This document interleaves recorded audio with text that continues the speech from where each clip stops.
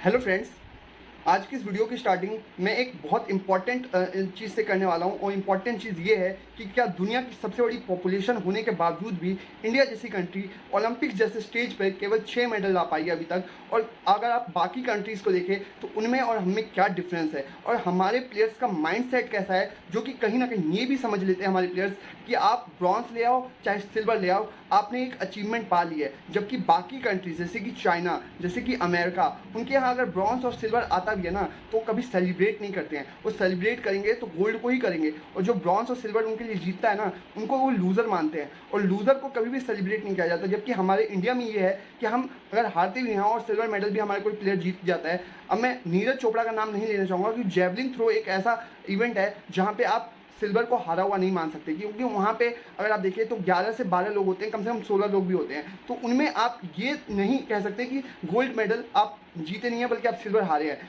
वहाँ पे मैं कहूँगा सिल्वर भी जीतना पड़ता है, और जो नीरज चोपड़ा ने किया उन्होंने जीता है। लेकिन जो बाकी खेल है, जैसे कि अगर आप बात कर ले बैडमिंटन की, अगर आप बात कर ले बॉक्सिंग की, अगर आप बात कर ले रेसलिंग की, तो उसमें कहीं ना कहीं हम चूक जाते हैं। और ये चूक क्यों होती है, इसके पीछे का सबसे बड़ा कारण क्या है? मेरे ख्याल से सबसे बड़ा रीज़न ये है कि पहले तो इंडिया की जो एक क्रेज़ होता है ना वो क्रिकेट के लिए होता है। और जैसे ही अभी ओलंपिक्स खत्म होगा ना लोगों के बीच में, ओलंपिक्स के जो प्लेयर्स हैं, जितने भी इवेंट्स के प्लेयर्स जो भी गेम खेलते हैं, वो सारे गुमनामी में चले जाएंगे और ऐसा लगेगा अगले 4 साल तक के लिए कि वो सारे प्लेयर्स हैं ही नहीं। और जैसे ही ओलंपिक्स 2028 का ओलंपिक्स आने वाला होगा, वैसे ही हम उनमें नजरें डालने लगेंगे कि अब कौन सा प्लेयर क्या कर रहा है और क्या करके आया है। तो इसका मतलब ये फोकस जो है ना ये हम हटा देते हैं अपने उन प्लेयर्स से जो कि ओलंपिक्स में पार्टिसिपेट करने वाले होते हैं। और जबकि बाकी कंट्रीज़ में ये कहीं ना कहीं कल्चर नहीं है, ये स्पोर्टिंग कल्चर हर देश में है, कहीं ना कहीं चाइना और अमेरिका जैसे कंट्रीज़ में जो कि टॉप 2 में भी बने हुए हैं फिलहाल मेडल टैली में। तो यही तो डिफरेंस है कि हम उस तरीके की स्पोर्टिंग कल्चर डेवलप नहीं कर पाए हैं जो कि इन देशों ने किया है,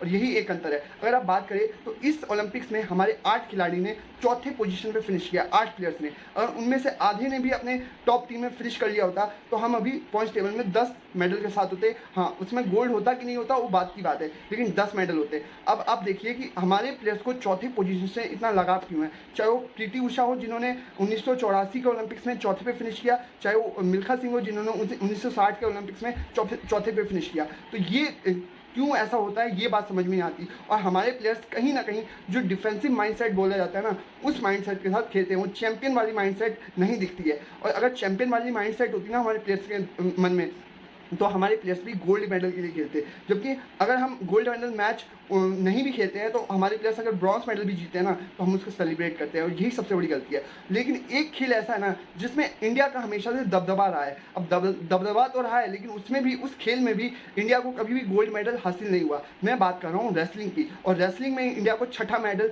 जो ब्रॉन्ज मेडल है वो जितवाया है अमन सहरावत ने कल रात को ब्रॉन्ज मेडल मैच जीत के। और साथ ही में मैं आपको ये बताना चाहूँगा कि 2008 के बाद से जो बीजिंग में ओलंपिक्स हुए थे जहाँ पे अभिनव बिंद्रा ने भी गोल्ड मेडल जीता था, उस ओलंपिक से लेकर अभी 2024 के पेरिस ओलंपिक तक जितने भी इवेंट्स हुए हैं ओलंपिक्स के, उन सभी में इंडिया ने रेसलिंग में तो कम से कम मेडल जीता ही जीता है। हाँ, अभी तक गोल्ड नहीं आया रेसलिंग में, वो अलग बात है। चाहे वो आप देखिए सुशील कुमार हो, चाहे वो योगेश्वर दत्त हो, चाहे वो साक्षी मलिक हो, चाहे वो रवि पुनिया हो, चाहे वो अब अमन शहरावत हो, हर किसी ने मेडल जितवाए हैं आपको रेसलिंग में 2008 के बाद से। और ये एक अच्छी चीज़ है कि रेसलिंग एक मजबूत पक्ष रहा है भारत के इन ओलंपिक्स खेलों में, और हमेशा से रहा है। अब गोल्ड का इंतजार इसमें कब खत्म होगा वो तो अब लगता है अगले ओलंपिक्स का इंतजार करना पड़ेगा, क्योंकि अगले ओलंपिक्स में कितने रेसलर आते हैं इस पर भी नजर रहेंगी। लेकिन कहीं ना कहीं जो डिफेंसिव माइंड सेट है ना उसको चेंज करने की जरूरत है, वो स्पोर्टिंग कल्चर डेवलप करने की जरूरत है। हमारी कंट्री में, प्लेयरों को पैसा दिया जाता है, हमारी कंट्री में प्लेयर्स को हर फैसिलिटी मिलती है जो कि बाकी कंट्रीज़ के प्लेयर्स को मिलती है। कोई डिफरेंस नहीं है कि हमारे प्लेयर्स को उतनी फैसिलिटी नहीं मिलती, लेकिन फिर भी क्या ऐसा चूक हो जाता है जो कि हम एन मौके पर जो हाई प्रेशर मोमेंट्स होते हैं उनको अपनी तरफ नहीं खींच पाते। और कहीं ना कहीं अगर आप देखें ना तो मैं कंपेयर तो नहीं कहूँगा, कंपेयर नहीं कर रहा हूँ मैं, लेकिन एक चीज़ है कि हमारे 117 खिलाड़ी गए थे इस पेरिस ओलंपिक में 2024 में हिस्सा लेने, जिसमें से हमने 6 मेडल जीते हैं और एक भी